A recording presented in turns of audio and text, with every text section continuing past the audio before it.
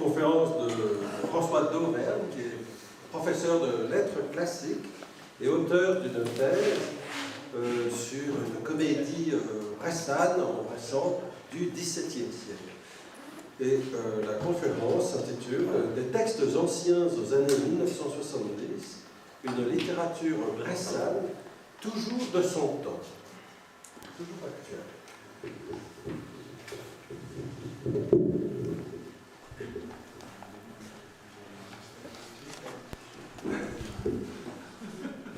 Eh bien, bonjour à tout, à toutes et à tous.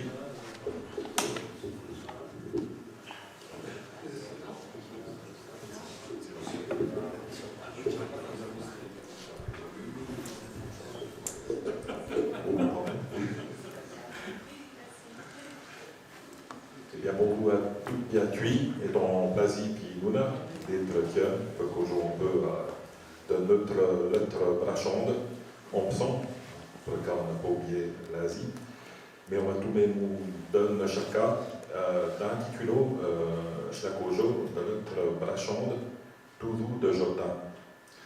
Des lettres bressanes toujours de leur temps.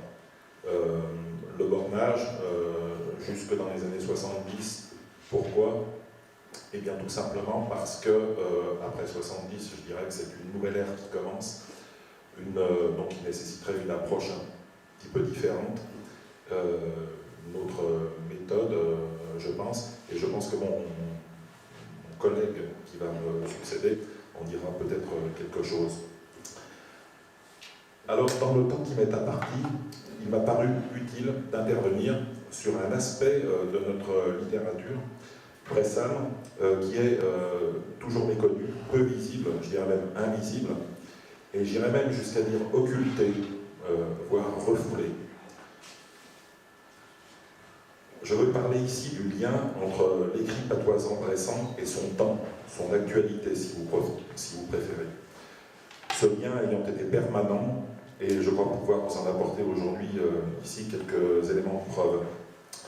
Alors, ce que je vais dire de la littérature bressane vaut évidemment pour d'autres littératures, à commencer par celle des anciens pays de l'Ain, qui est extrêmement mal connue. Et actuellement, c'est un vaste chantier éditorial qui va considérablement renouveler notre approche de la littérature et aussi amener de l'eau à mon moulin, en parlant justement d'une écriture au présent. Il reste que si l'on s'en tient aujourd'hui à ce qui est visible dans notre paysage littéraire franco-provençal bressan, il est difficile de se défendre d'une impression, à savoir que l'écrit patoisant ne ferait ou n'aurait fait que tourner ses regards vers le passé, une écriture de hors temps, hors du jeu politique et social, celui dont parle René Merle, à savoir d'un écrit célébrant l'éternité conviviale du petit pays, et qu'au fond, ce serait surtout par nostalgie identitaire que l'on aurait écrit, manifestant peu d'ambition, une parole unanimiste, inoffensive et rassurante, laissant au seul français les champs d'expression esthétique et même argumentative.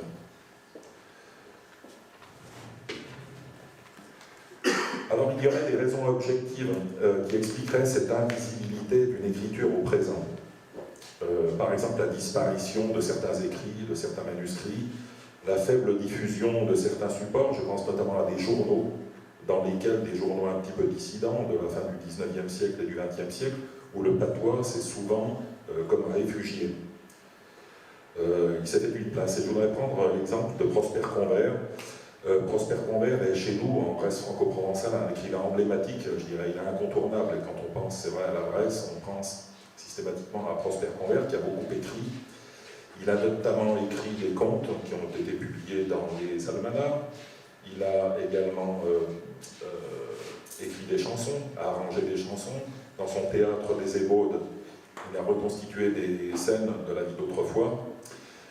Donc c'était quelqu'un qui m'a, lors de votre intervention, Jeanne, il m'a beaucoup fait penser donc, à notre Prosper Convert, je dirais bressan, puisque c'était aussi quelqu'un qui était assez atypique, un peu à part dans son célibat, et je dirais critiquant ouvertement département, les femmes, ils voyaient par exemple en les femmes la cause, je dirais, du déclin du monde agricole, par exemple.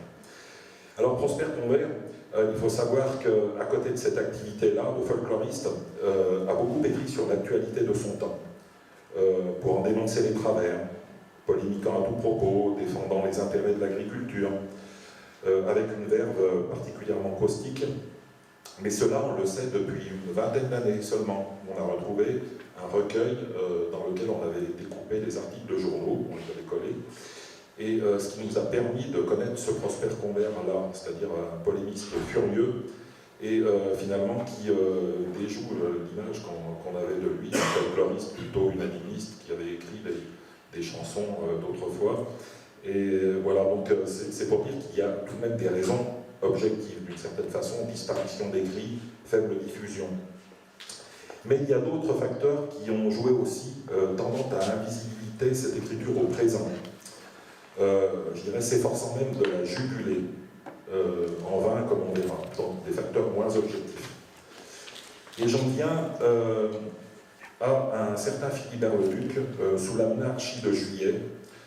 Ce Philibert Leduc, qui était-il? C'était un garde général des forêts, il était secrétaire de la Société d'émulation, c'était le petit-fils d'un homme qui joua un très grand rôle durant la Révolution française, en Bresse, et il était également maire de Bourg, il avait créé la Société d'émulation, c'était un homme des Lumières, et lui, son petit-fils, qu'est-ce qu'il fait? C'est qu'il va restituer, à partir de 1845, des œuvres patoises du XVIIe siècle, notamment des Noëls, à l'échelle de tout le département, Bresse, Bugey. Il éditera également une comédie, L'Enrôlement de Divan, et avait même donc en germe la réédition de la seconde œuvre en date de Bernard de Huchard, La Piémontaise. Donc à la suite de sa nouvelle édition en 1845 des Noëls bressans, et c'est d'ailleurs moi dans cette édition que j'ai connu les Noëls et cette ancienne littérature, paraissent dans les journaux du département et sous son autorité, c'est important, quelques proses en patois bressan. Donc il a quelques collaborateurs et d'ailleurs il se targue d'avoir redonné le goût au patois. Le voilà, Philibert Leduc, Flambard Leduc. Il a redonné, enfin il dit avoir redonné le goût du patois, réveillé même le goût du patois, si tant est qu'il fut endormi. On a par exemple une prose qui revient sur les premières élections de 1848. Donc c'est un tableau satirique des premières élections dans nos campagnes. Pour autant, Leduc, qui est une autorité en matière de patois durant la seconde moitié du XIXe siècle, ne conçoit pas qu'une littérature patoise soit possible, du moins une littérature au présent. Ainsi qu'il le dit, aujourd'hui le français tend de plus en plus à se substituer au langage pittoresque de nos campagnes, qui fut aussi naguère celui de nos petites villes. Les expressions originales qui en faisaient l'agrément n'existeront bientôt plus. Il était donc à propos de conserver par l'impression celles qui se trouvent dans quelques chansons et lettres patoises. Et dans une séance de l'Académie d'Aix-en-Provence en 1879, un poète qui s'appelait Léon de Berluc-Pérussi avait exprimé le vœu que les deux langues, le provençal et le français, puissent coexister en littérature, dans les lettres.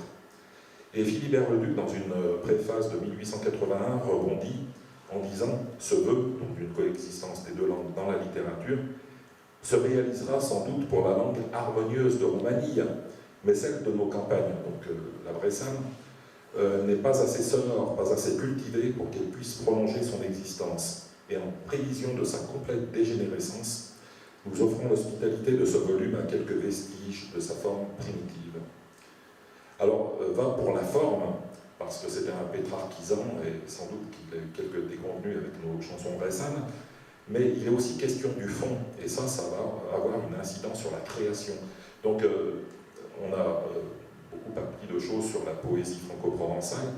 Je dirais que je vais moins être sur le sujet de la poésie, mais par contre de la création, je me permets d'un jeu de mots.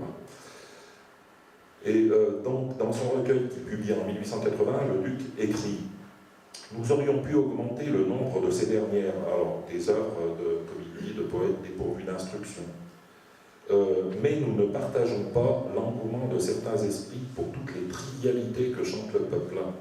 Et nous avons exclu sans pitié les chansons qui ne rachètent pas par des locutions naïves ou piquantes l'ignorance des règles grammaticales et prosodiques. Autrement dit que c'est pas, il n'y a plus d'avenir, la littérature franco-provençale ne peut se conjuguer qu'au passé. Mais alors, fort heureusement pour nous, il y a des écrivains qui, dans le même temps, soit vont faire fi du magistère de Leduc, soit tout simplement l'ignorer. Alors, nous n'aurons pas droit à du Pétrarque ou des odes d'un antique, loin de là. On aura par exemple des écrivains qui vont aborder des sujets agricoles essentiellement. Des textes paraissent, par exemple, pour traiter de sujets agricoles comme le problème de l'hygiène dans les exploitations, comment faire de bons fromages, comment la bonne manière d'élever les cochons. Mais il est aussi très vite question de l'actualité politique du temps. Et il y a notamment cette publication dans les années 1879-1880 en Grèce sur l'école, sur les lois Ferry. Et ça va d'ailleurs s'enflammer. Je dirais d'ailleurs que notre écriture patoise, elle souligne très généralement en fait, des événements très importants, des fractures jusqu'à nous. Donc ces lettres qui paraissent dans les journaux du département connaissent un franc succès. Et à tel point que le directeur du journal s'en émeut et va tout de suite mettre le holà en ces termes. Depuis le succès retentissant de nos lettres patoises du canton de Coligny, nous en avons reçu une douzaine d'autres semblables sur divers sujets. Nous remercions nos gracieux et spirituels correspondants, mais ils voudront bien comprendre que ce genre d'écrit ne saurait être prodigué. Le patois change de canton à canton, souvent de village à village, et la majorité des lecteurs ne le comprennent pas. Il faut le réserver pour de rares occasions. Donc jusqu'ici, ça ne posait pas trop de problèmes de compréhension. Je rappelle que tous ces textes paraissaient sans traduction dans les journaux. Mais là, visiblement, ça commence à prendre de l'ampleur, et j'attire votre attention sur la dernière phrase, il faut le réserver pour de rares occasions. Quelles occasions?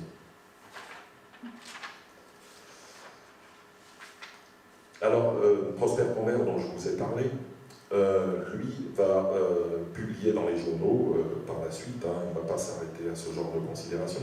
On peut même penser qu'il va s'incruster parce qu'il jouit d'une certaine notoriété qui lui permet d'être publié, et on ne peut pas vraiment lui fermer les colonnes du journal, des journaux.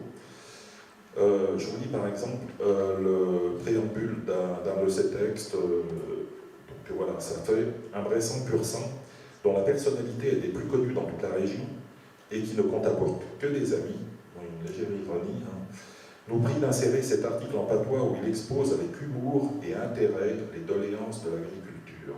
Donc, intérêt assurément, l'humour, je l'ai cherché. Nous insérons volontiers cet article, mais en tribune libre. D'après l'auteur, il doit pouvoir être lu facilement par tous les Burgiens, car à ce qu'il affirme, il n'est pas permis à un habitant de la capitale, à savoir Bourg-en-Bresse, d'ignorer le patois paraissant. Voilà, ça nous donne aussi une idée sur le caractère de l'auteur en question. Et je voudrais aussi attirer votre attention sur un recueil de contes qui paraît en 1936 et qui s'intitule « Contes pour la veillée ». Il a eu une importance capitale, voilà, en 1936. D'ailleurs, je dirais que c'est l'un des rares recueils à être paru tout en patois au XXe siècle. Alors, il faut savoir qu'il a été réalisé par deux auteurs de la région de Bourg-en-Bresse. L'un était instituteur, l'autre était maire d'un village. Et ces contes étaient d'abord parus dans un journal du département qui s'appelait La République de l'Inde. Je me suis aperçu, en allant voir ces contes qui avaient été publiés dans ce recueil, que c'était loin de représenter tout ce qu'avaient produit en fait ces deux auteurs. Et dans le même journal, nos deux auteurs donc annoncent la parution de ce recueil, et voici leurs termes. Donc mon ami Lio Doubanet et moi avons décidé de réunir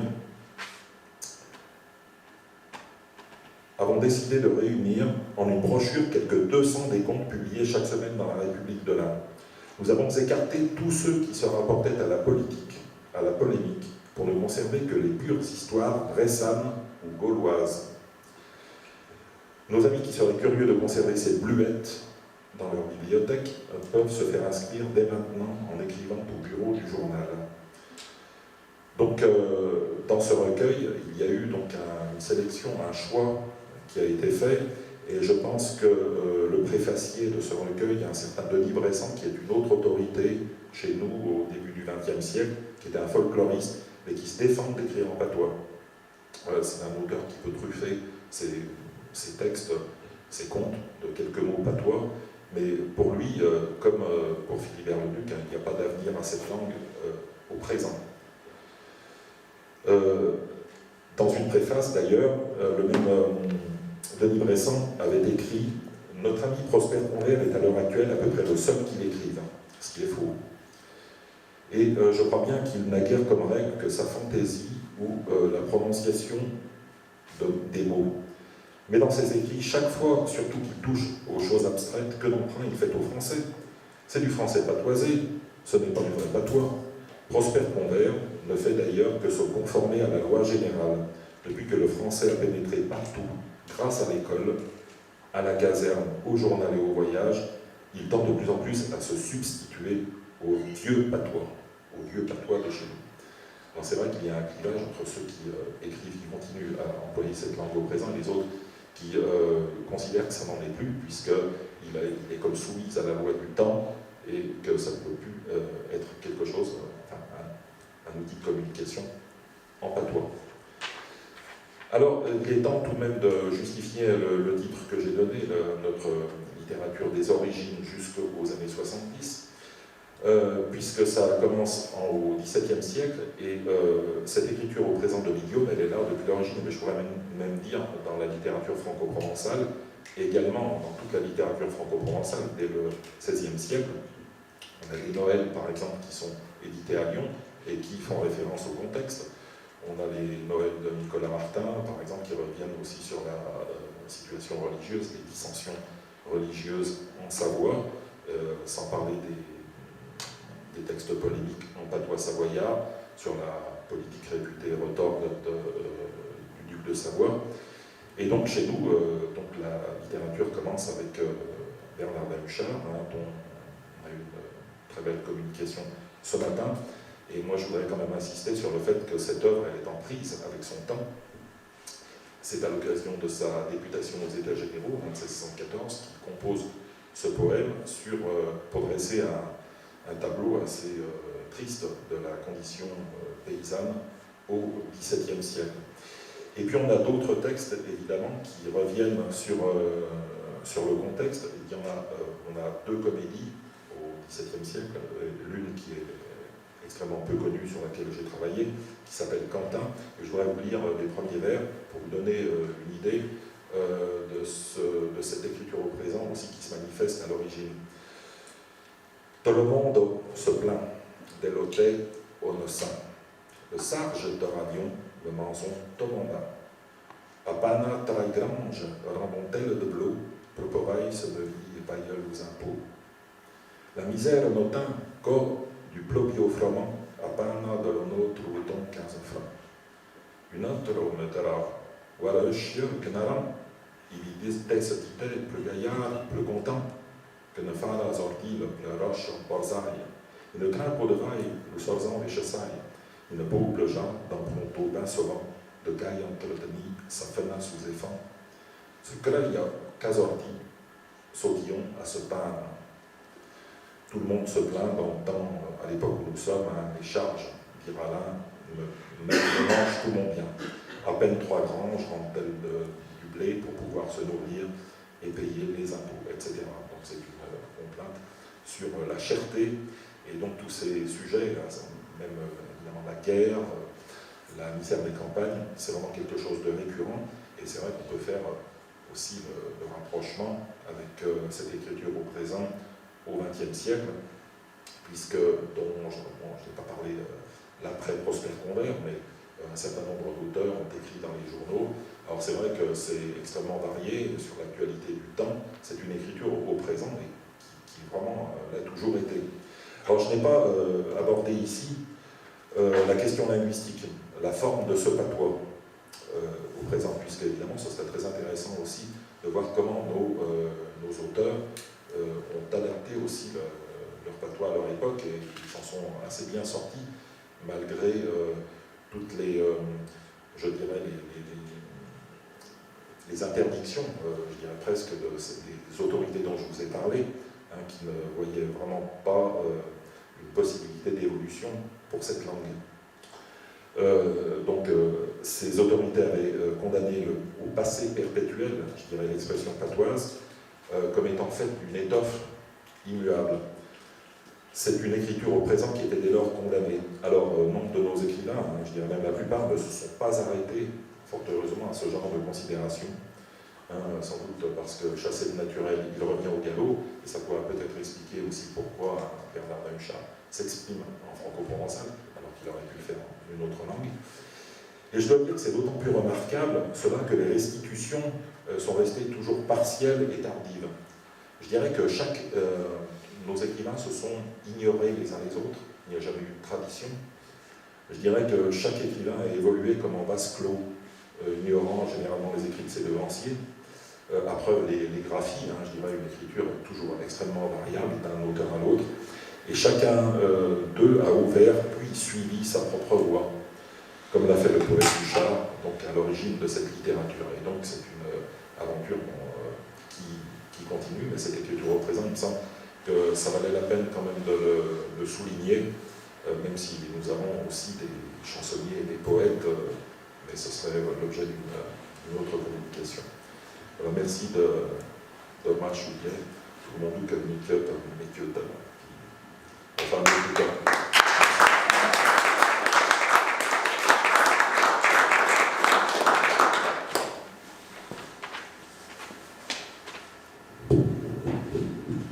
merci François.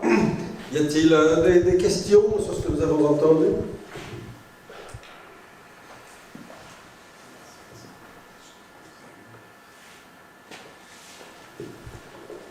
Si personne en pose, je peux en poser une que je t'ai posée en privé ou que je pourrais te poser en privé.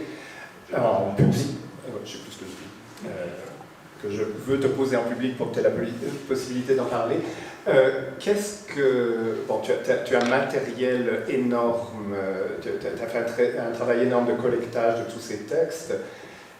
Qu'est-ce qu'il est possible de faire humainement, de façon réaliste ou peut-être moins réaliste, pour faire connaître ce patrimoine? Quels seraient tes projets en la matière et comment tu vois ça? Je sais que c'est une vaste question. Oui, alors j'ai posé le problème en fait, qui est récurrent, c'est celui de la visibilité de ce patois. Parce qu'en fait, on a une littérature, certes, mais là, je dirais que je prêche un peu des convaincus. Hein.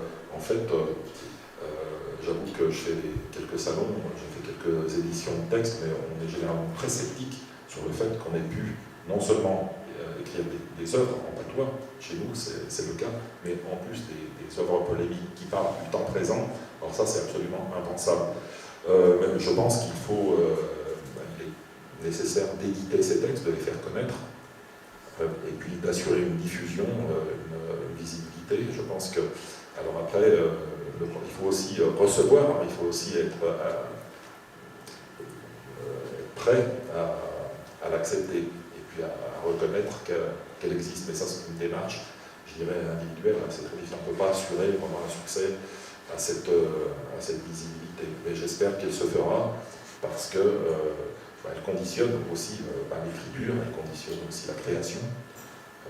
Voilà, c'est un vaste... Je pense que dans toutes les régions du domaine franco-provençal, c'est la même problématique qui se pose. C'est pas vraiment quelque chose qu'on voit matériellement, des livres ou des textes. Est-ce qu'en Bressan, il y a une écriture qui s'est mise en place, une sorte d'écriture de référence, entre guillemets? Donc je dirais plus à partir des années 70. C'est bien pour ça que, déjà jusqu'aux années 70, les textes paraissaient dans les journaux, n'importe comment, sans traduction. Ils se donnaient vraiment pour quelque chose d'évident. Par la suite, c'est vrai qu'on va les traduire, on va traduire les textes, parce qu'on part du principe qu'on n'est pas capable de le lire. Et on va aussi adapter les graphies, je pense à partir des années 70. Mais avant, je dirais, chaque écrivain écrit comme il le peut le patois et trouve des solutions.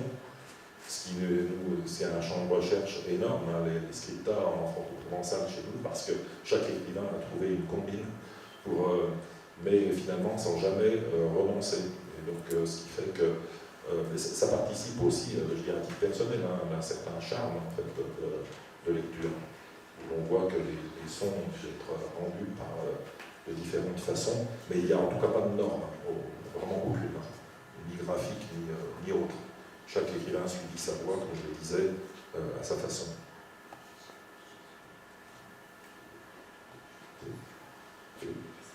Est-ce que l'homme qui a exclu les contes non profondément gaulois a établi un lien entre la dimension littéraire, la littérarité, comme nous disions tout à l'heure, et cette recherche de pureté gauloise? C'est-à-dire qu'en fait, alors celui qui parle d'avoir exclu ces contes, c'est l'auteur, un des auteurs lui-même. C'est pour ça que je parlais en fait du refoulé aussi dans cette littérature, parce que l'auteur qui a écrit beaucoup de textes polémiques, de textes politiques, pour, je dirais, la diffusion de cet écrit, et je dirais son immortalisation d'une certaine façon, ne choisit pas des textes qui, pour lui poserait problème, qui soient des textes engagés. Donc pour lui, gaulois, je pense que on est au niveau de la gaudriole.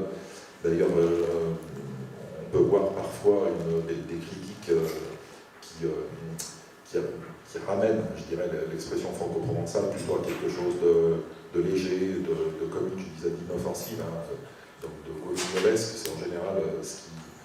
Et même les auteurs eux-mêmes, parfois, se sont censurés à cet égard.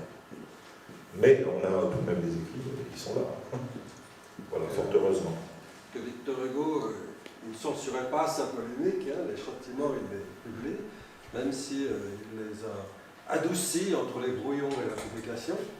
Et la censure participe plus d'un idéal classique, peut-être.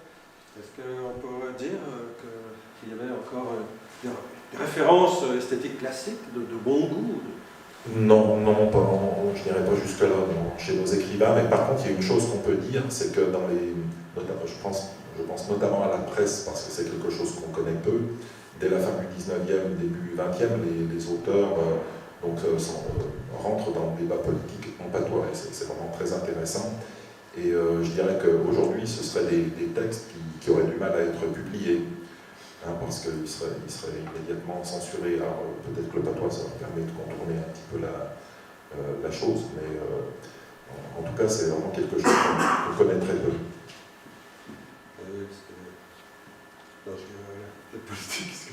Beaucoup de dictateurs, il ne faut pas qu'ils s'expriment en direct, parce que nos renseignements ne peuvent pas comprendre. C'est ça, sans doute.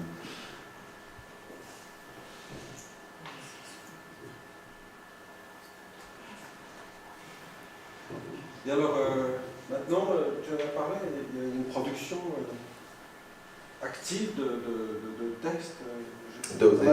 Oui, d'édition, oui. Oui, il y a beaucoup de travaux d'édition qui sont en route, dont je disais à l'échelle du département, parce que moi, j'ai parlé de la Bresse, mais en fait, il faut savoir que le département de l'Ain, c'est un vaste département avec des régions très contrastées, très différentes, avec des patois qui sont très divers. Hein, ça va du pays de Gex, au nord du département, les deux Bugey, au Bugey, Bas-Bugey, la Dombe également. Et la Bresse, et en fait, je dirais que toutes ces régions parlent d'une seule voix, mais je dirais dans des organes de presse qui sont un petit peu dissidents. Alors, je vais chercher, j'épluche en fait toute la presse, hein, pour retrouver ces textes, les éditer, en faire une apparat critique, et je dirais, et les traduire aussi. Hein, je ne vais pas les présenter comme ils étaient à cette époque-là, afin de les connaître et de comprendre aussi les moments charnières qu'il souligne. J'ai parlé par exemple de la question de l'école qui a beaucoup préoccupé nos gens dans les campagnes. Les lois 1905 aussi, et une floraison de textes, beaucoup de textes également après la Seconde Guerre mondiale, et sur une critique justement de la condition paysanne, je dirais, juste après la Première Guerre. Et puis on a tous les conflits, je dirais, du XXe siècle aussi qui s'invitent en littérature. Voilà, donc, voilà, le travail est actif, il est long, il faut le réaliser parce qu'on a accumulé énormément de retard là-dessus, et puis les rendre visibles voilà, l'ensemble en parlant, et puis voilà, en diffusant ces connaissances.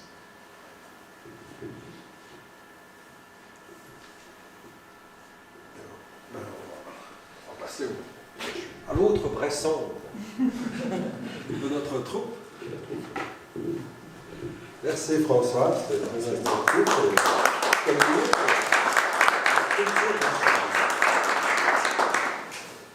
Donc,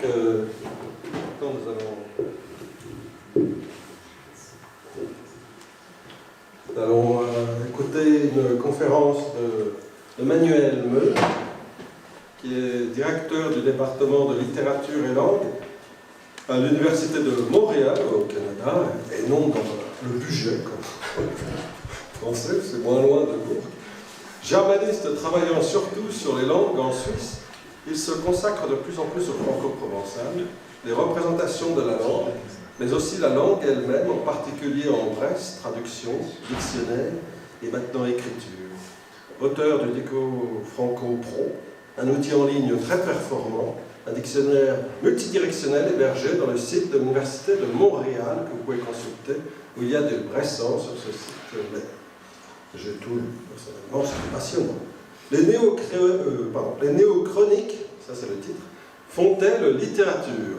Abad, un dialogue entre écrivains bressans.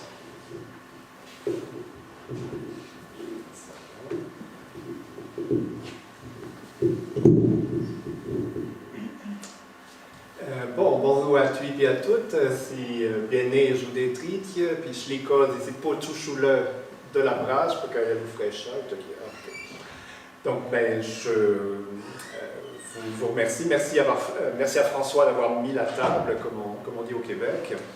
Donc, je vais vous parler de ce que j'ai appelé des néochroniques, comme genre à ressusciter, en fait, parce que François en a parlé un peu, un gros peu, la tradition littéraire a été interrompue parce que la transmission intergénérationnelle a été interrompue elle-même.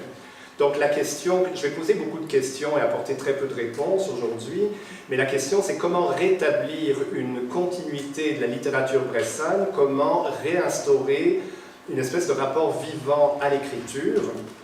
Alors la chronique, techniquement on l'a vu, bon, les contes dont a parlé François, ils ne s'appellent pas chroniques, c'est des contes justement, mais il y a quelque chose qui relève de la chronique et ils ont été utilisés par la suite plus ou moins sous forme de chronique. Je ne reviens pas sur ces histoires de la veillée, mais c'est un livre qui a beaucoup circulé. Et donc la néochronique, c'est aussi un genre à renouveler. Et certaines des anciennes chroniques ou des anciens contes perdurent d'une certaine façon en filigrane dans l'oralité, on pourrait dire, en particulier à la radio. Vous avez l'émission Les Langues se délient, qui est animée par Jean-Paul Paubel et Albert Bellet, qui tous deux font régulièrement des allusions aux contes de Pierre Desbœufs et ils les intègrent dans leur propre chronique. Donc la nouveauté pour tout le monde, que ce soit à l'oral ou à l'écrit, c'est qu'on est obligé maintenant de faire des productions bilingues en français, en franco-provençal, puisqu'il y a peu de personnes qui maîtrisent le bressan, donc la traduction est devenue incontrôlable, incontournable, pardon, mais incontrôlable aussi. Ça vaut pour l'oraliture, on pourrait dire, l'oraliture bilingue, qui est ce qui se passe à la radio, où on a des textes qui sont très écrits, qui sont lus, écrits, la même version en français et en patois.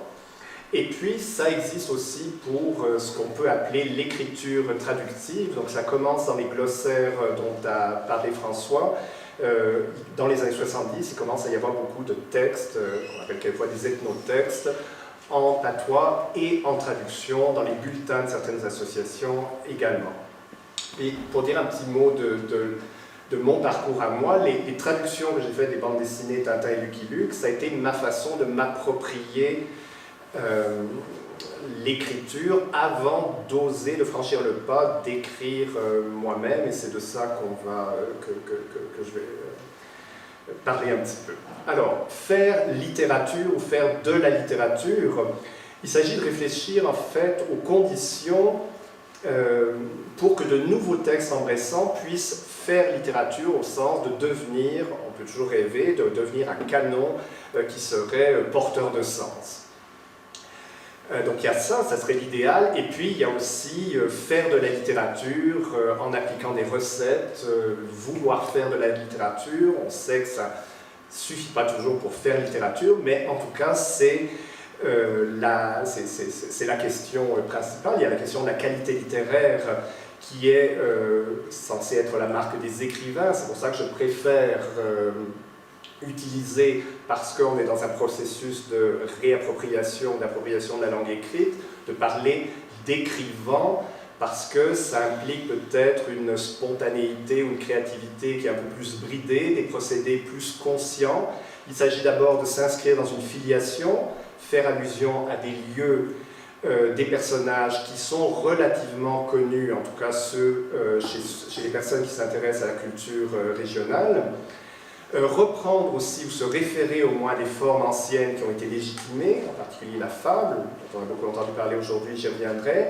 Et puis aussi, l'effort pour faire chronique, c'est d'intégrer des thèmes contemporains. Donc la réappropriation, c'est essayer de trouver un équilibre entre un respect du patrimoine et puis une spontanéité créative, puis aussi explorer ce qui est la marque de tout plaisir qu'on peut avoir dans l'écriture, c'est-à-dire la plasticité de la langue, même si c'est une langue qu'on apprend, qu'on réapprend.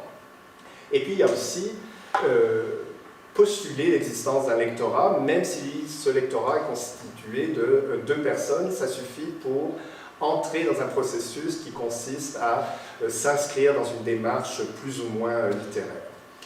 Donc, je vais parler de ces chroniques que François et moi, on a commencé à écrire à partir de 2023.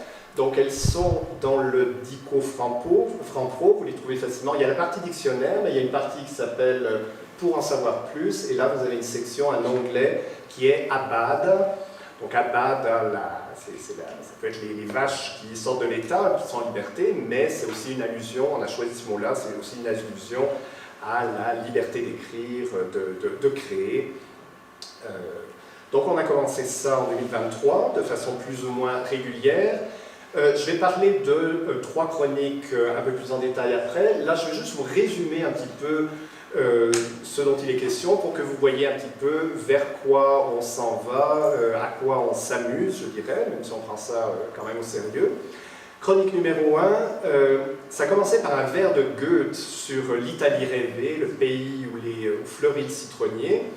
Et il était question de citronniers qui sont aussi en Bresse, ils ont été acclimatés au XVIIIe au château de Fléria. Et puis il y avait une pointe finale qui était que si Goethe, au lieu de chanter l'Italie, avait chanté la Bresse, eh bien les Bressans, qu'on appelle les ventres jaunes, soi-disant parce qu'ils mangent beaucoup de maïs sous forme de gaude, eh bien, ils seraient célèbres en tant que ventre jaune parce qu'ils auraient des beaux citrons. Donc c'est le genre de petites pointes avec lesquelles on s'amuse. Donc ça, c'était la mienne. Ensuite, c'était une chronique de François sur les tacos, ou les tacos. Donc dans la tradition des chroniques, François commence par évoquer la chronique précédente, et puis il parle de tarte au citron et de fil en aiguille des habitudes alimentaires des Français. Et il constate que les Bressans ont intégré plusieurs générations de nouvelles denrées et que maintenant la planète entière s'invite en Bresse et que le moindre petit village a son kebab ou son taco, son marchand de tacos, et le narrateur va chercher des tacos. La chronique numéro 3, les Caillons de la Savoie. On se déplace de la Bresse à la Savoie. C'est une espèce de digression sur le mot caillon, donc cochon, mais ça part de Chambéry, donc où le narrateur était allé et puis avait vu un magasin qui s'appelle Salaison du Caillon. Et puis il avait aussi... C'est très bizarre de parler de soi à la 3e personne, mais bon. Il n'y a pas d'autre solution, je fais comme ça. Donc, réouverture du musée savoisien, et là, il constate qu'il y a beaucoup d'imprécisions sur la géographie de la Bresse, dont on rappelle qu'elle était savoyarde jusqu'à 1601. Donc le thème, c'est un petit peu la Savoie, la grande sœur savoyarde qui est oublieuse de sa petite sœur bressane. Chronique numéro 4, Reblochon versus Clon. Donc là, il y a tout un jeu du narrateur un petit peu avec le chauvinisme bressan. Il y a certains aussi, ça va de pair avec un complexe d'infériorité par rapport à la Savoie. La Savoie a le reblochon, mais la Bresse a le clon. C'est en fait une recette médiévale qui a été retrouvée, et puis il y a un fromager local qui le produit à nouveau. Alors ça ne fond pas dans la tartiflette, mais on peut le râper dans les pâtes. Conclusion, la Bresse ne manque quand même pas d'atouts.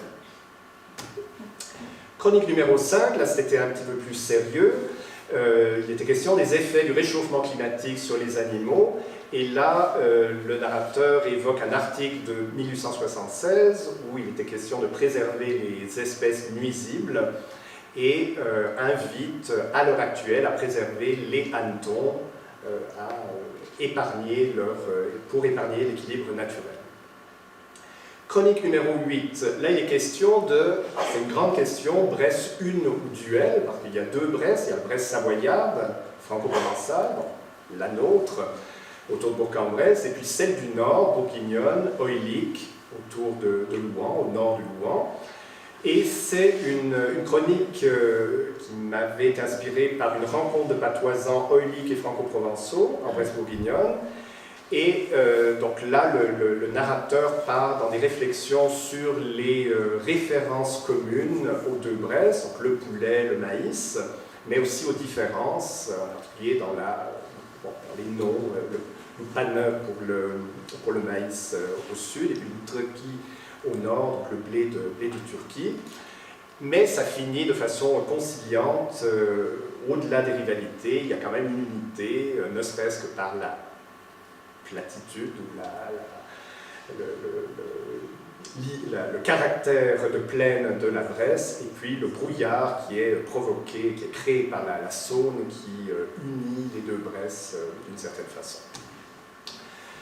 Ensuite, donc là, j'insiste un peu plus sur une autre chronique numéro 7 de François. Donc ça, c'est un texte à double voix, on traverse les époques. Il y a un laboureur anticlérical qui ne se gorgeait pas d'eau bénite, et puis il y a le narrateur contemporain. Il y a une certaine dimension métalinguistique ici, puisqu'on nous dit qu'en 1887, le laboureur écrivait en français parce que le patois était réputé être l'apanage de plumes plutôt conservatrices. Or, lui voulait se distancier de tout ça.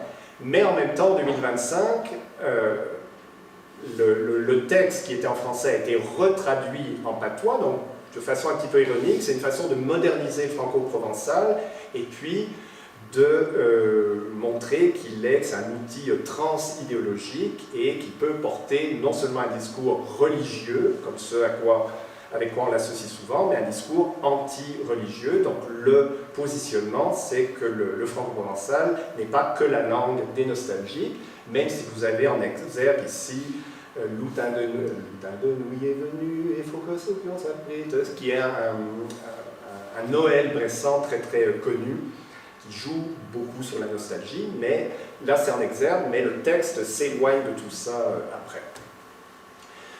Donc en 1887, le laboureur dénonce l'oppression religieuse qui a coûté à l'humanité de mots de chauve chaud de chevraz. Il rêve d'un temps où la messe de minuit ne serait plus qu'un souvenir, donc il rêve à la victoire des libres penseurs. Alors, en 2025, le narrateur est plus sceptique, mais il note que le religieux est remplacé par d'autres puissances. Donc, Noël est devenu le symbole du consumérisme, d'une économie qui conduit à la crise climatique, très loin des Noëls enneigés de la nostalgie, justement. Donc il y a toute une réflexion sur la métamorphose des rites. Ce n'est pas un texte moralisateur, c'est juste une mise en scène de différentes voix, une réflexion sur ce qui change ou non dans une communauté humaine. Et ensuite, je voudrais parler de deux textes où il est question d'une fable. Donc là, on est un petit peu le début des chroniques 7 et de la suivante. Ça commence par une mise, aussi bien en patois qu'en français, ça commence par une mise en scène en fait, donc c'est une espèce de prologue, d'introduction, d'avant-propos, donc on est plutôt dans le paratexte pour annoncer que le vrai texte va être la fable, c'est une espèce de préfiguration narrative, mais en même temps ça fait déjà partie du texte, donc c'est un statut un petit peu ambigu. Donc c'est une nouvelle fable, un peu dans la lignée de celle qu'a décrite Jean-Baptiste Martin ce matin. Donc en gros c'est Perrette, donc il s'appelle ici Yodan, à Claudine, qui est un personnage emblématique de la littérature et des chansons bressanes. Alors elle ne rêve pas de s'enrichir avec ses veaux vaches cochons, mais elle va sur Internet, elle achète des crypto-monnaies, et puis au moment où elle va appuyer sur un bouton, elle va cliquer sur quelque chose, elle s'apprête à devenir très riche, et bien il y a une panne d'électricité et ses rêves s'effondrent.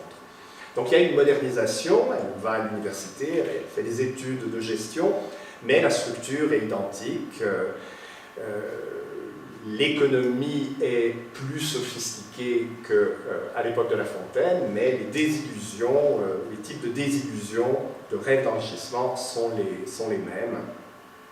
Adio via, vous grevia, adio bonban, j'ai grevruga.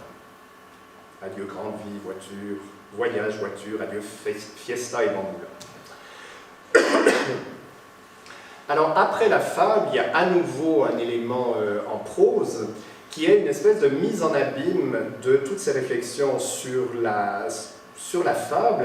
Et là, c'est plus une dimension méta-artistique, une réflexion sur la création au-delà du texte. Parce que dans toutes ces chroniques, on peut à la fois les lire, donc voir le texte, les écouter, il y a les fichiers audio, et puis il y a des images aussi avec lesquelles on joue, donc c'est quelque chose d'intermédial.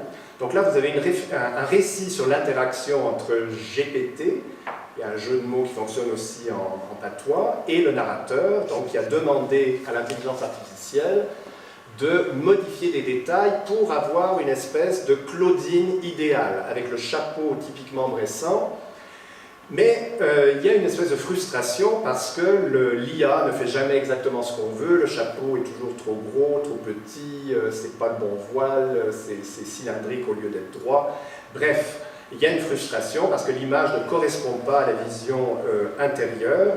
Donc c'est un récit aussi sur les désillusions liées à l'intelligence artificielle, sur une espèce d'imperfection liée à la condition humaine.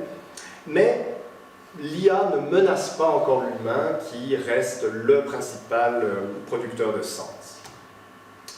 Alors, il y en a un petit peu différemment dans la dernière chronique dont je vais vous parler, la numéro 9, qui est toute récente.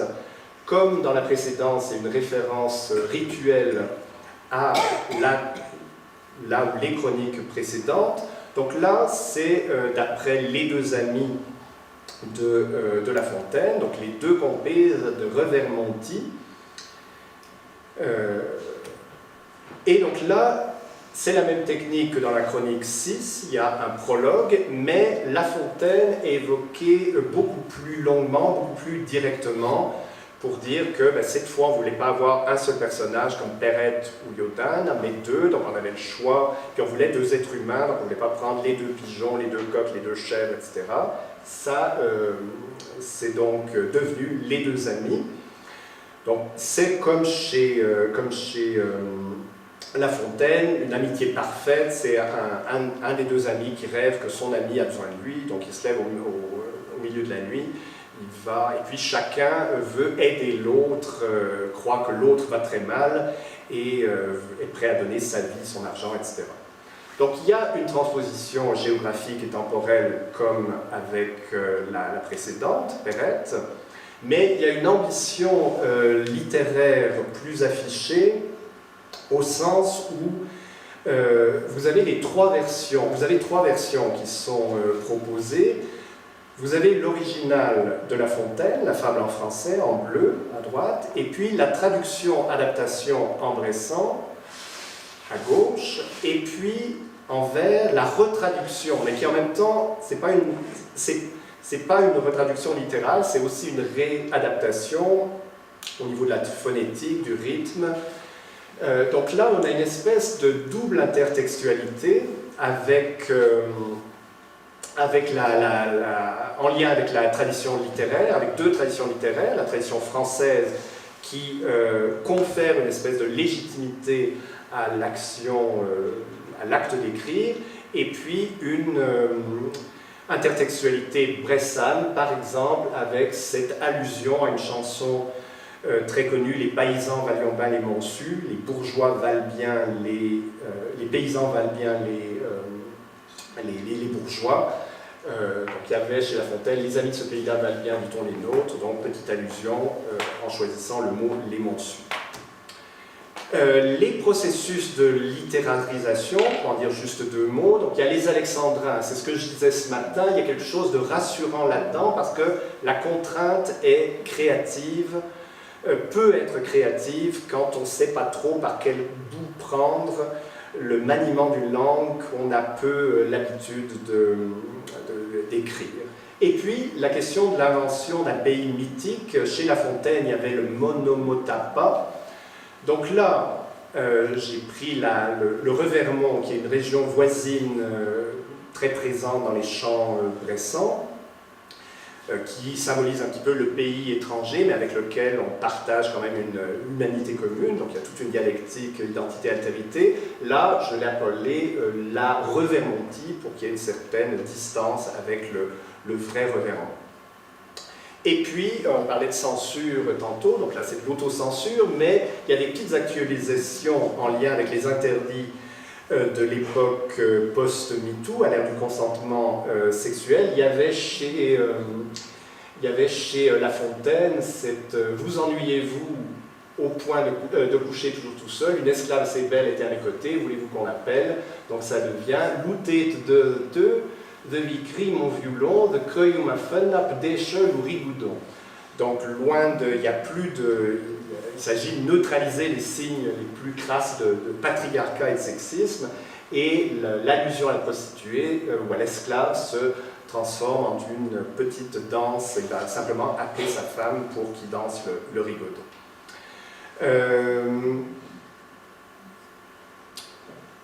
J'ai presque fini. Je voulais juste dire un mot de la façon dont j'ai intitulé l'intelligence artificielle. Donc, dans l'autre fable, j'avais appelé ça, j'avais pris le calque, là j'ai appelé ça Emushurshi, donc l'intelligence sorcière, littéralement. Ça rappelle un petit peu la fascination-inquiétude qu'il y a dans certains textes bressans. On avait le même genre de phénomène avec la fée électricité au début du XXe. Et puis ça rappelle que beaucoup de nouvelles technologies réactivent des personnages liés à la sorcellerie, donc ils peuvent avoir plusieurs caractéristiques. Et à la fin, je dirais juste qu'il y a une mise en abîme qui est un peu plus mélancolique que dans la précédente, c'est-à-dire qu'il est question du statut de l'écrivain fragile dans nos sociétés à l'heure de l'intelligence artificielle, a fortiori pour une langue menacée. Donc là, votre écrivio préféré, selon des chômage, le spectre du chômage qui se profile pour vos écrivaillons préférés en patois. Donc là, c'est une espèce de vertige de la disparition de la langue ou de la civilisation telle qu'on la connaissait jusqu'à maintenant. Et donc la question que je poserai en conclusion, c'est comment passer d'une patrimonialisation de la langue à une revitalisation du bressan comme quelque chose qui serait enseignable, puisque c'est techniquement possible en France depuis 2021, et où une forme de canon littéraire aurait un certain rôle à jouer. Donc, grand merci de votre attention.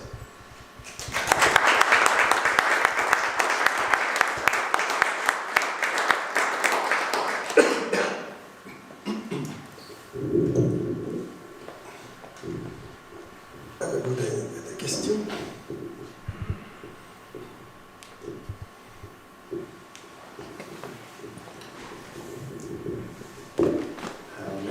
juste une petite question étymologique.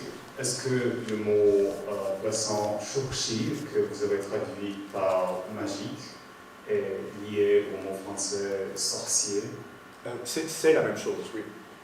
Oui, c'est l'intelligence sorcière, si on traduit, mais sorcière est féminin, parce qu'intelligence est féminin, alors Emu en franco-provençal est masculin, donc ça devient Shurshir, non pas Shurshir, pour sorcière. D'accord, merci.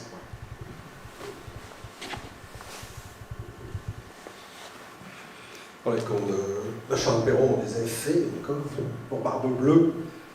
Fée électricité. Le pouvoir fait de Barbe Bleue, pour sorcier.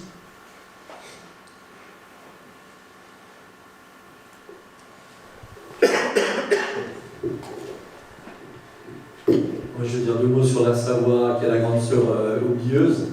La Savoie ne lui a pas demandé son avis, de toute manière, on a décroché la Bresse, le pays de Gex, du Jet, pour les donner à la France.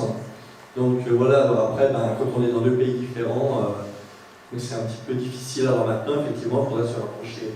Je veux dire 2 mots sur l'enseignement. Donc effectivement, maintenant, on peut enseigner notre langue théoriquement. Donc pour l'instant, ça se passe dans le département de Savoie.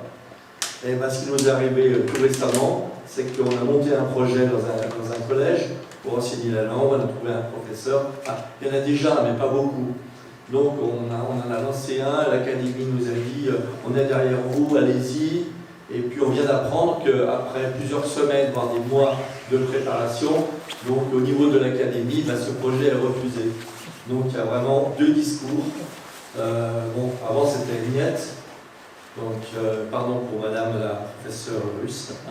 Et puis maintenant c'est oui, on va vous aider, et puis vlam, quand les choses se concrétisent.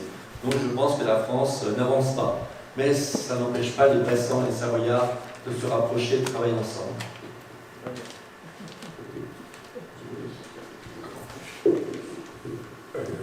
Oui, effectivement. Mais je veux quand même signaler tout ce qui s'est fait, notamment à l'Institut Pierre Gardin. Il y a une réflexion qui est lancée depuis longtemps. Ensuite, c'est comment faire en sorte que les ressources collaborent, qu'on se mette à la tâche.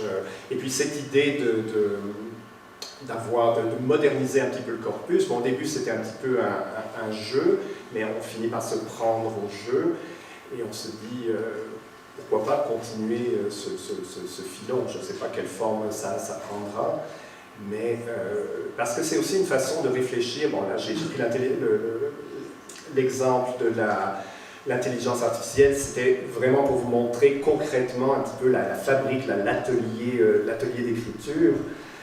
Parce que c'est le sujet du moment, donc il n'y a rien de plus apte à faire partie d'une chronique que l'intelligence artificielle, mais il y aura d'autres sujets, et ça a quelque chose de rassurant, encore pour reprendre le même adjectif, de se dire que finalement,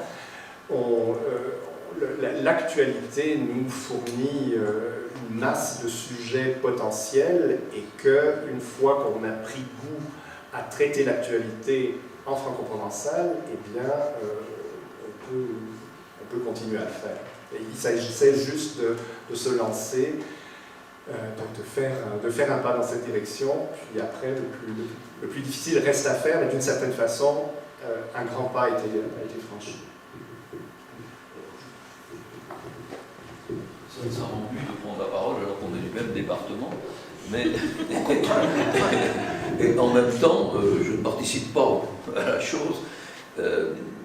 En même temps, je suis vice-président de Patrimoine des Pays de l'Ain, qui, en France, est la première fédération pour la valorisation du patrimoine, et entre autres le patrimoine linguistique. Donc, on avait en réalisation la semaine internationale du franco-provençal à Bourg-en-Bresse en 2012, ce qui est déjà un peu loin. Oui, la question que je pose, alors vous êtes tous les deux enseignants, j'ai été enseignant, la question que je pose, est-ce que vous allez trouver des élèves? Parce que c'est là, à mon avis, c'est-à-dire que si vous arriviez à trouver effectivement quelques élèves, et je lance un appel qui ne sont peut-être pas des élèves de l'Ain, pour prolonger effectivement cette action, parce que je pense, je constate effectivement, il y a des groupes de patoisans dans l'Ain, et Leur production écrite, ça consiste en fait à traduire un ouvrage qui a été fait il y a une vingtaine d'années, je dirais des opnotextes, qui racontaient la vie, disons, de Bresse, mais ils le traduisent maintenant en franco-provençal, ce qui n'est pas une mauvaise idée. Mais c'est vrai qu'il y a quelque chose d'autre quand même à faire que simplement de la traduction, même si je suis tout à fait d'accord, j'ai trouvé tout à fait intéressant qu'hier soit abordée en premier la question de la traduction, d'arriver entre guillemets à la fiction, parce que c'est là qu'on commence à faire quand même un peu œuvre littéraire. Voilà. Donc je pose la question aux deux intéressés, mais je sais un peu ce qu'ils vont me répondre. Ben, il y aurait plusieurs réponses. Il y a une réponse qui est dans un avenir à relativement court terme. J'ai fait une demande de subvention au Canada, l'équivalent du CNRS, concernant les questions de revitalisation du franco-provençal. Donc je ne sais pas si je l'aurai, mais si je l'ai, puis dans 2 ans j'aurai une sabbatique. Donc là je compte passer plus de temps que d'habitude parce que en Bresse, ben, c'est pas facile depuis le Canada, et voir avec François, voir avec l'Institut Gardette ce qu'on peut faire à ce moment-là, s'il y a une espèce de fenêtre d'intervention. À plus long terme, c'est sûr que la question du public, la question des élèves, des apprenants, tout est là. Donc comment, mais il faut commencer quelque part, il faut réfléchir un peu plus au matériel pédagogique, et puis ensuite on fera du démarchage et voir comment ça peut se mettre en place. C'est un travail de très longue haleine, mais qu'il faut entreprendre. Et ça, c'est une petite pierre parmi bien d'autres.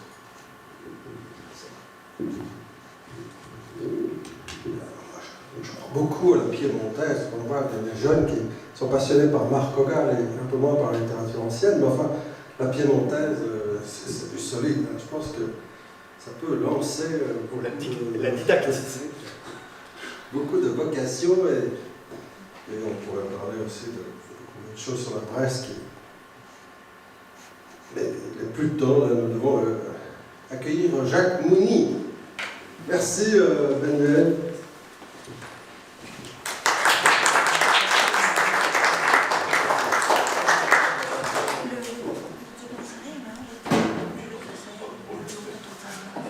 Donc, Jacques Mounir est professeur de lycée, spécialiste des langues anglaises et allemandes, traducteur d'Emily Dickinson en franco-provençal, animateur infatigable de Radio Arpitagne, une radio web transfrontalière, entièrement en franco-provençal depuis une dizaine d'années.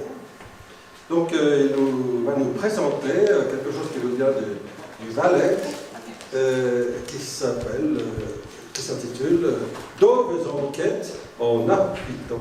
Structure, ambiance, suspens. » Suspens. Sans.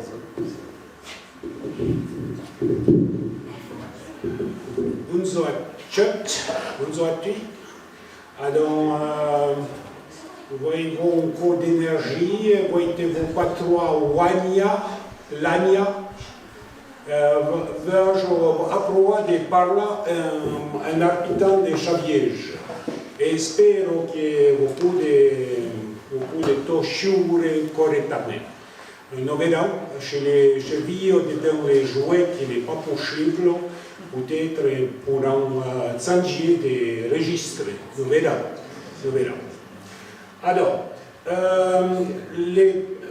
je présente une petite idée che da io tiendo do livro je présente l'écriture ORB, donc normalement chez prononciation, chez prononce, come vuol dire, eh ben, n'est pas frambonne, vous pouvez lire et comprendre celle-là.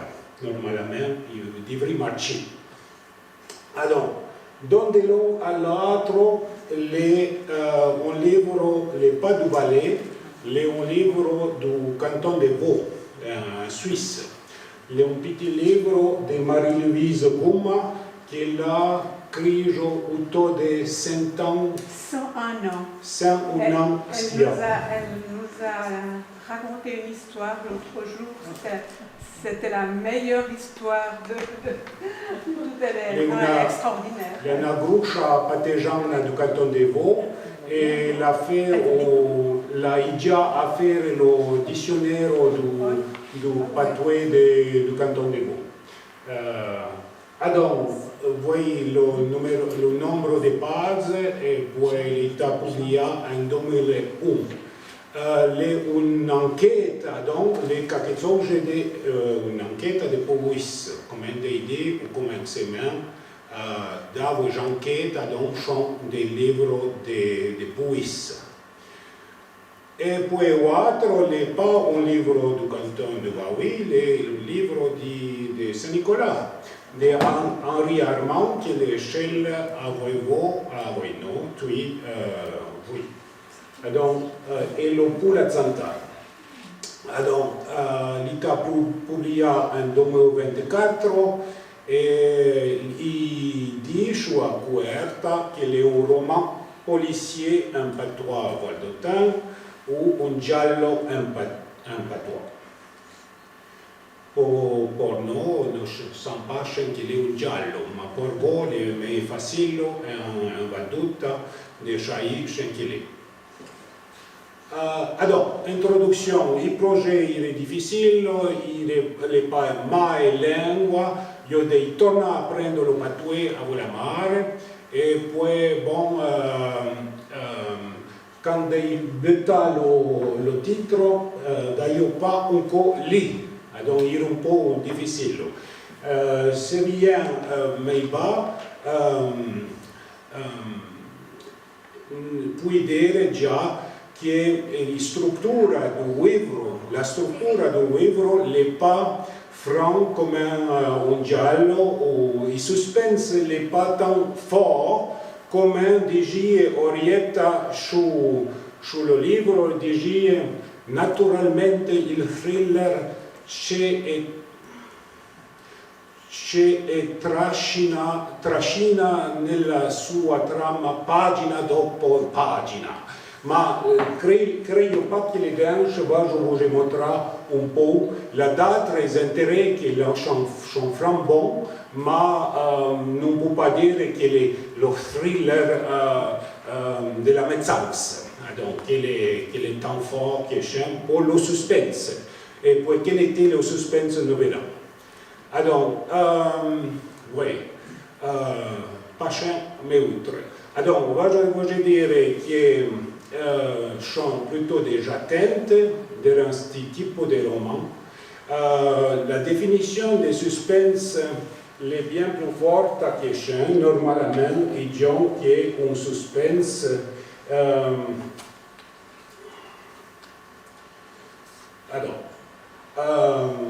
faut qu'il en lit les livres pour en dire que les lecteurs de ce livre ne sentent pas puidu. Empuria a Zao, ma il lettori scegliono di Shai, che va a passare un rapporto al crimine. Il crimine è un motivo perché le gens sono meglio. Dio ti sappia come, quand, a proposito di chi. Durant les romans de police, là, un assassinat, au moins un drame, qui ne sait pas comment c'est bien. Alors, les définitions, je trouve à chaîne, mais disons que normalement, les définitions sont de faire puire complètement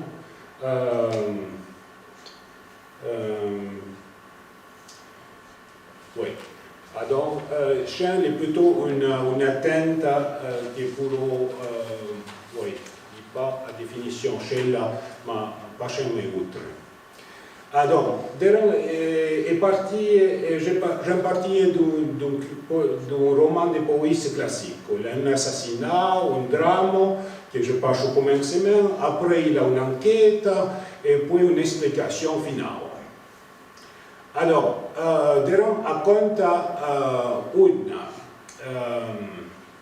come esempio le crime che esce da un all'altro oppure la zanta. Le crime arrivano pas au commencement. Durant A, il n'y a pas d'assassinat, mais un simple brigandazzo durant una banca. Donc, durant il livre de Marie-Louise Gumma.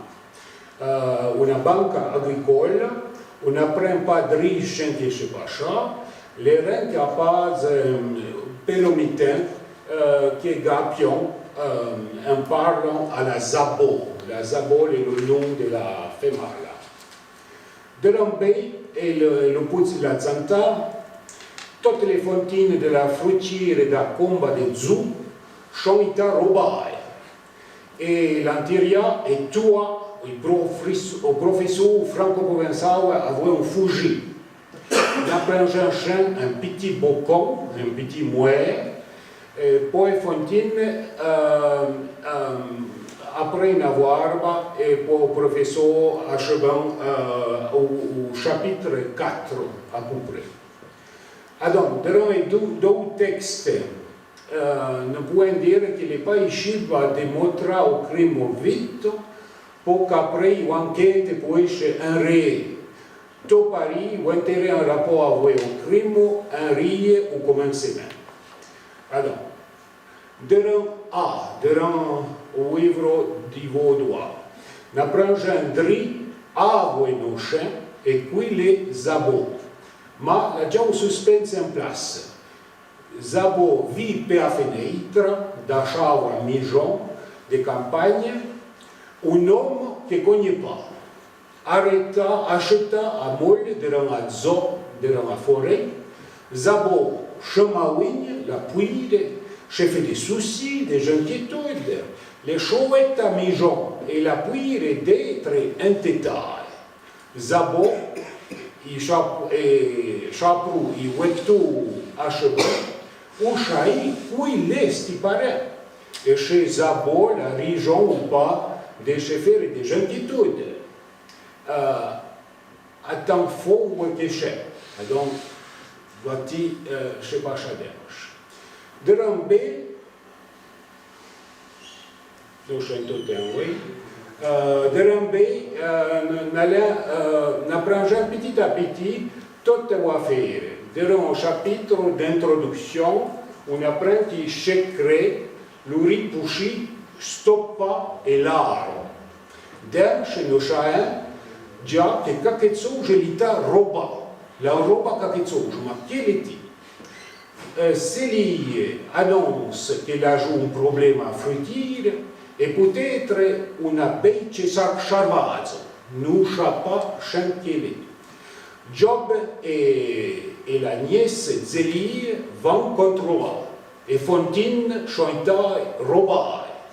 Felice l'ita lieta, matrata.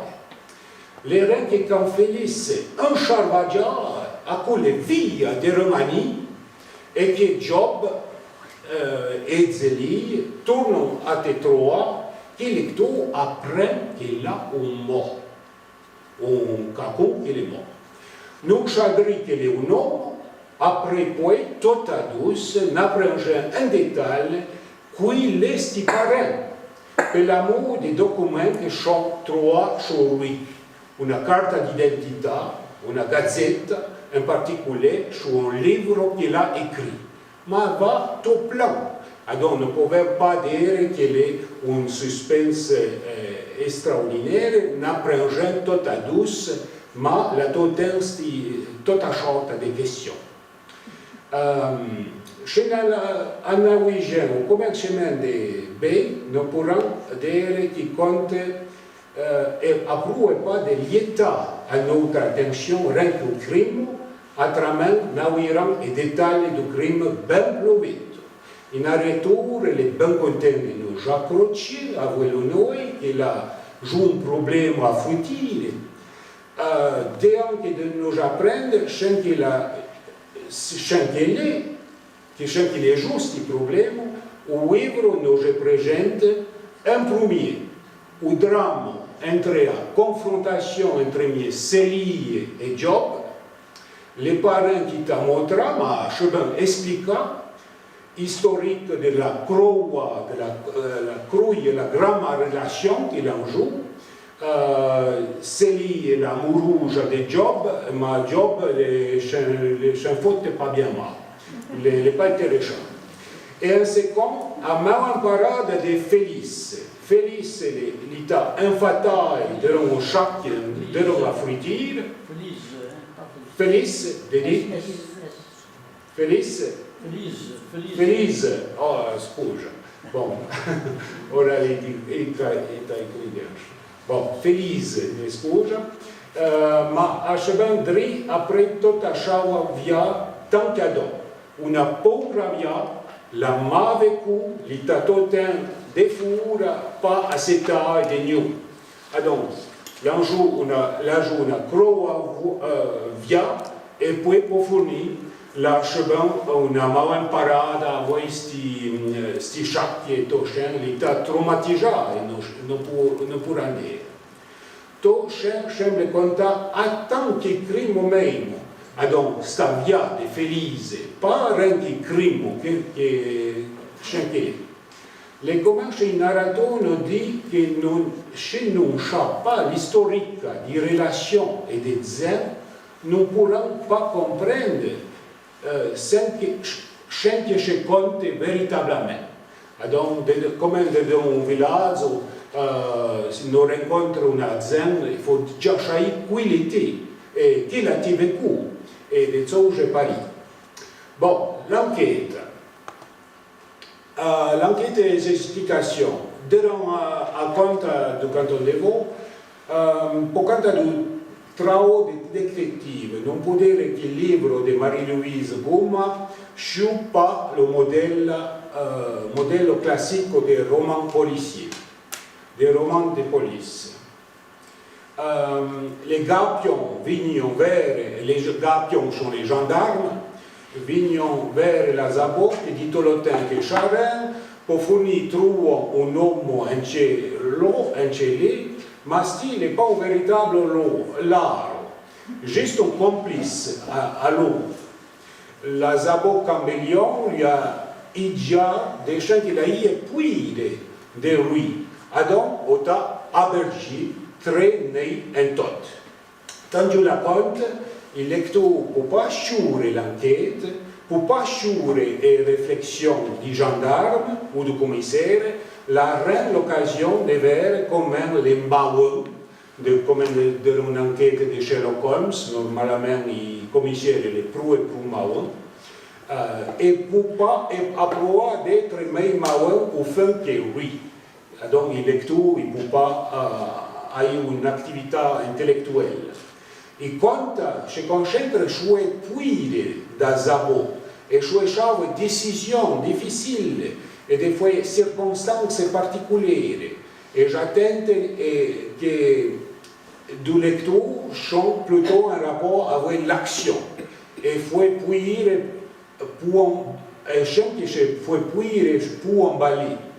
Il y a une situation de déséquilibre pour Zabo et pour le lecteur.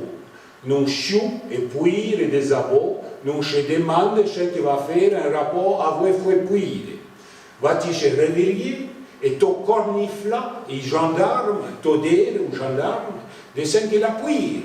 L'homme va-t-il tourner, va-t-il être maltraité, donc maltraité.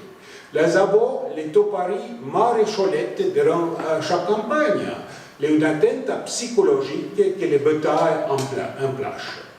Pour quant à les explications sur le crime, et à fin de compte, commenteront un roman policier classique.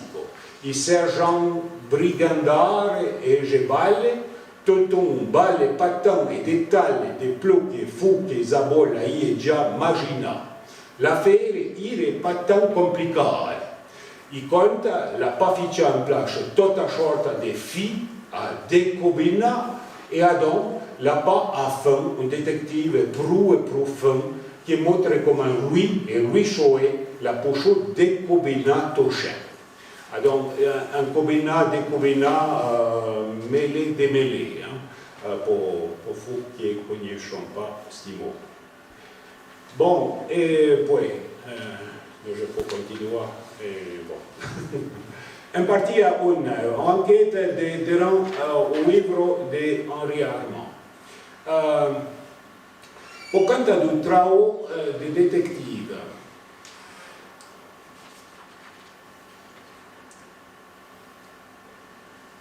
alors, por conta do trabalho de detetive, durant o livro de Henri Armand, non peut pas non plus vers un travail de détective classique. Donc, Chabram invite au chapitre 5, qui la roba a fuggire da Coma d'Azur e intitala lo dottor franco-provenzale. La page una gruscia enquête pour le décruit. Job la parla a Zelir, una scienza d'un tabei che la giù. Zelir ci può far mostrare che De Felice, un chat qui récupéra à fuggire, il suo chat qui a une étiquette avec l'adresse du laro Anzio Napillo. Zeli potrà au laro quasi per chance. Bon, et puis, bon, il reste qu'une minute, donc disons que après il y a Martine Pieller qui va faire une enquête, surtout mostrare che sta Martine Pieller le interessante, le una buona azienda, la decorato, ci fa critica di tweet, di giornalisti, e poi può fornire la chance a cosa che una di una che l'ha già stilaro e sti assassin, e ben, sta femella va in pour témoigner e tout explicar à la fin da conta. Bon, ce che io voglio dire è che sti libro di Henri Armand, la plein de cose che sono popolari, ma pas anche le citazioni, des références à des réflexions des personnages d'Aoste ou pas, des exemples de comment il faudrait être pour favoriser l'harmonie ou compenser le mal qu'on a fait.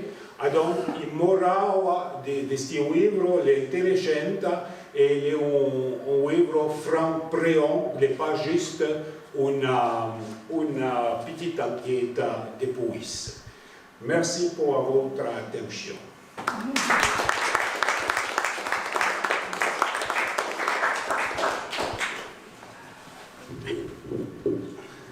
Merci Jacques pour cet exposé qui nous a aidé à mieux connaître la langue.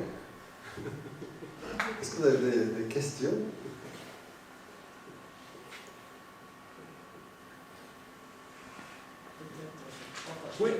Qui la lì lo libro, sono interessante di mandare. Ok. E poi, posso dire se che t'as un mal dans le livre? Je l'ai lu il y a un petit moment déjà, je ne me rappelle pas les détails, j'ai retrouvé les détails quand tu en as parlé, mais c'était quand même difficile à lire pour moi. Donc il y a des choses que j'ai lues en diagonale, mais je me suis bien imprégné de l'atmosphère et c'est ça que j'ai beaucoup aimé. Le souvenir que j'en ai, c'est une atmosphère générale. Je ne pourrais pas retrouver des détails, mais c'était un moment de plaisir. Donc c'est l'essentiel quand on lit.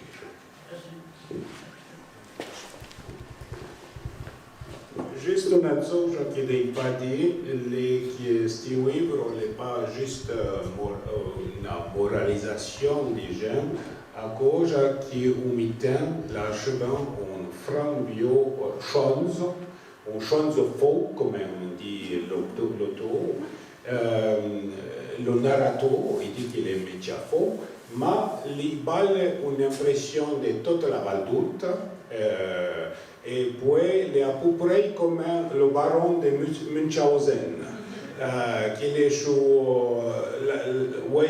un formaggio e poi il passa su tutta la Val d'Urta e le mondo che corteggiano su lui, che John ama, qui le les abuelo padre grand, et puis le petit-fils, et puis Cortez on the show, et puis à peu près comme Buster Keaton, non champagne che se passe la piena d'action, e pour les giovani, pour les mainats, je pense que è una petita cotta frambona umitando do roman de Puis. Pour ceux qui ont une autre question ou intervention sur le souvenir, le ressenti. No, soms jij bent ama, dan moet ik het dus voor professor come. Jij bent ama l'Oliver, jij lesu l'Oliver ma che la variante dell'autore, quindi in franco-provençal. E mi è piaciuto perché j'ai sentito l'Oliver vicino, come lingua, come cultura in generale. E mi è piaciuto che ti ha sornuto lo giallo, perché è un genere letterario completamente differente dal solito. E più già in mano le corrispondenze a la letteratura alta, la scienza, da altri grandi autori, e in più la parte magica che non viene spiegata, ma che interessa bene, capita l'idea per far venire un gusto a sapere, e dopo è rimasta di stare là, senza ben spiegare tutta questa magia che io pare un po' pare. Ma spero che nel secondo libro trovare la spiegazione della magia, quindi trovare la ricetta della magia. De la mascarilla. Non, non, non, on attend la fin du secret du guérisseur. Ah, en français. Moi, j'attends la suite. Non, non. Ça, c'est un détour. J'ai descrit questa cosa del secret, ma c'è questo secret che gira, non si sa il secret com'è. Pour se faire che lo botto. Non piacerebbe per questo segreto. Condividendo e partagendo lo segreto, per piacere. Le premier secret è che manque de temps. Et donc, tu n'avais jamais. À tutti. Bien, merci, cette journée s'achève. Attends, peut-être. Ouais. On peut dire encore deux choses, parce que peut-être pas tout le monde a réussi à suivre. Parce que moi, oui, parce que c'est presque comme le nôtre avec des nuances. Hein. Mais bon, je ne vais pas faire un autre entretien, mais je voulais dire qu'il a bien noté que les fontaines qui volent dans l'air, qui vont passer par là et tout, c'est bien un peu lié au baron de Munchausen. Et c'est drôle. Je me rends compte maintenant, en parlant, et peut-être même tout de suite, que des idées me sont venues sans y penser. Et puis, après j'ai pensé, j'ai dit, oh tiens, c'est la même aventure que le baron de Munchausen. Ou bien quand je parle de Félise, qui est une pauvre fille qui n'en pouvait plus parce qu'elle était très avait beaucoup de problèmes, c'est l'histoire de Kaspar Hauser. Et c'est toutes des choses que moi j'avais lues avant et tout, et qui affleurent dans le récit sans m'apercevoir. Et c'est peut-être des choses qui peuvent arriver pour beaucoup de cas. Hein? Donc c'est ça. Voilà. Puis s'il y a des questions, bon, ou peut-être on ne peut plus avoir du temps, encore une fois. S'il y a encore une question, oui, je veux dire quelque chose. Je voudrais remercier Jacques d'avoir parlé en... Moi, je parle en français, hein, parce que vous êtes fatigué, mais je voulais remercier Jacques... Il y a des gens qui n'ont pas la pratique du patois. Je voulais remercier Jacques d'avoir fait sa conférence en patois. Et même si on n'a pas toujours compris, et là, quand vous avez discuté, c'était en patois, j'ai mieux compris Jacques, parce que j'ai un peu l'habitude de l'entendre. Je vous ai absolument pas comprise, ou presque pas, mais je pense que c'est quand même bien, parce que il faut qu'on l'emploie, cette langue. Même si on ne comprend pas tout, on devrait aller un peu plus dans cette direction-là, je trouve. Voilà. Moi, je suis tout d'accord, hein, dans le sens que si on était tous des franco-provençaux, juste, parce que c'est même intéressant, c'est beau voir les nuances, les différences, un peu tout. Mais s'il y a des gens qui n'ont pas le même registre des Russes, une Russe, une Japonaise.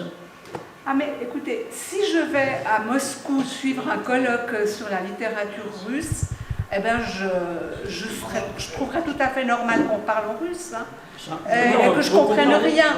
Je comprendrais rien. Là, je dois intervenir. Si vous allez à Russie, mais je n'irai pas en Russie pour ne rien comprendre, bien sûr. Mais vous allez vous intéresser à la littérature russe, c'est pour quelque chose, c'est pour comprendre, sinon... Non, mais ce que je veux dire, c'est que quand on est dans une culture autour d'une langue, c'est normal que quand on entre dans cette culture, on ne comprenne pas tout. Donc, je ne vais pas aller en Russie suivre un colloque. Mais disons que si par hasard je m'y trouvais, je trouverais tout à fait normal que je ne comprenne rien. Et alors, qu'est-ce qu'on reste à faire là? Alors que... Mais parce que c'est une langue minoritaire, le franco-provençal, c'est normal qu'on parle... mais je pense bien que... J'imagine pas un colloque qui soit tout en franco-provençal. C'est pas possible, bien entendu. Mais qu'on aille dans cette direction-là. Oui, non, c'est bien de connaître, de pratiquer, mais... Il faut aller dans cette direction-là. Pas en obligeant des gens qui peut-être ont fait des kilomètres, des heures, qui n'en peuvent plus. On est en Arpitanie, voilà. Juste pas encore assez défini l'Arpitanie. Juste pour dire que, bon, je riuscita Fran come al même temps che dei proteggia, risulta bien plus facile pour lui, pour chiunque. Répétez en français, une autre fois pour faire comme ça. Oui, oh, ma l'écologie comme les Français, l'écriture n'est pas tant compliquée, mais simple. Pas trop compliqué. Pas trop compliqué. Jacques et Henri, avec quelques-uns, poursuivre cette discussion l'année prochaine, tout en franco-provençal. Avec sous-titres peut-être comme un opéra. Merci. Juste deux mots pour conclure, et après on aura le temps de poursuivre à notre guise les débats que je souhaite encore bien vivants, parce que je suis sûre qu'on a beaucoup de choses à se dire encore. Alors, première chose, merci pour la dernière fois, merci à tout le monde, merci à toutes les personnes qui nous ont aidés et permis, et ont fait en sorte que ce colloque et aussi la célébration du bicentenaire ait lieu. Merci à tous les participants et au public qui a été vivant, qui nous a permis de faire des échanges intéressants, et donc voilà. Et je voulais remercier aussi les deux présidents de séance d'aujourd'hui qui ont permis que tout se passe dans les temps parfaitement, et que voilà, qu'il y ait du temps pour les questions qui ont été toutes très intéressantes avec les réponses qui les ont suivies. Je voulais aussi remercier André Comet qui pendant 2 jours a tout filmé. Avec beaucoup de précision et de rigueur, on a été en direct pendant 2 jours. Donc, d'ailleurs, tout ce qui a été filmé maintenant reste en ligne, donc vous pourrez le suivre. Partagez les liens avec les personnes que vous voudrez. Voilà, ce sera toujours accessible.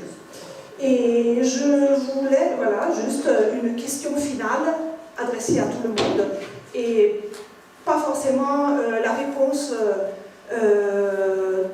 sera pour aujourd'hui. Je pense que c'est une question que nous pouvons garder pour nous et réfléchir tranquillement. Qu'allons-nous faire maintenant? Parce que je crois qu'on a mobilisé beaucoup de sensibilité, beaucoup de compétences pendant ces 2 jours. Et je pense qu'il serait vraiment dommage de s'arrêter là. Je pense qu'il y a vraiment du travail qu'on peut faire sur la littérature, sur la façon de la partager, sur la façon de la transmettre. Et donc, voilà, je pense que cette question pourra... Voilà, on peut attendre même pas mal de temps pour avoir des réponses, parce que chacun de son côté pourra nous apporter des réponses. J'ai juste une petite suggestion qui m'est venue cet après-midi. On pourrait commencer par une bibliographie, c'est-à-dire chacun de son côté. Je pensais notamment au travail de François d'Auvergne qui pourrait déjà avoir quelque chose de son côté, croiser cela avec tout le travail qui a été fait aussi au Pays de Vaud dans le domaine de la littérature, de la traduction, tout ça. Et on pourrait vraiment créer une base de données, à défaut d'avoir de pouvoir multiplier pour le moment des lieux physiques où tous les livres de la littérature provençale seraient concentrés. On pourrait déjà au moins créer une bibliographie pour que les personnes qui s'intéressent, qui veulent faire des études et tout, puissent avoir une série de titres sous la main et éventuellement aussi des indications où trouver certains titres, où trouver certaines publications. Donc voilà, c'est la suggestion que je me sens de vous adresser aujourd'hui. Et on est là, prêt à accueillir toutes sortes d'autres propositions. Et voilà, donc bonne suite pour les discussions, pour les échanges. Pour ceux qui s'arrêtent encore ce soir, on a rendez-vous au bistrot gourmand à 19h30. Et sinon, voilà, bonne soirée à tout le monde. Merci.